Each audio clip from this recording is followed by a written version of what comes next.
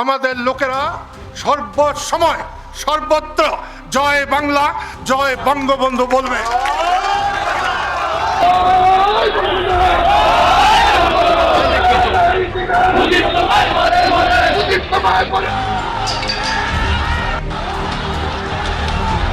নেতাকর্মী এবং পুলিশের মধ্যে তুমুল সংঘর্ষ চলছে। Sound grenade, tear shell. নেতাকর্মীরা মিছিল নিয়ে আমাদের পুলিশের উপর আক্রমণ করে, পুলিশকে আহত করে। শেখ হাসিনা এই দেশের উন্নয়নের প্রতি ছিল হাসিনা, এরপর কেন খেতালি?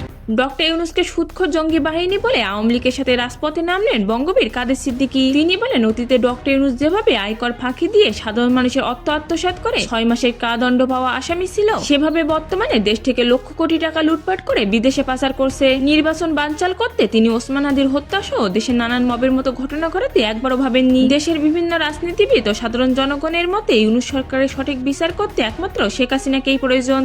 যদি জয় বাংলা কোনো অপরাধ হয়ে থাকে, জয় বাংলা বললে যদি কাউকে গ্রেফতার করা হয়, তাহলে আমাকে প্রথম করেন, তারপর বাকি যাদেরকে করেন।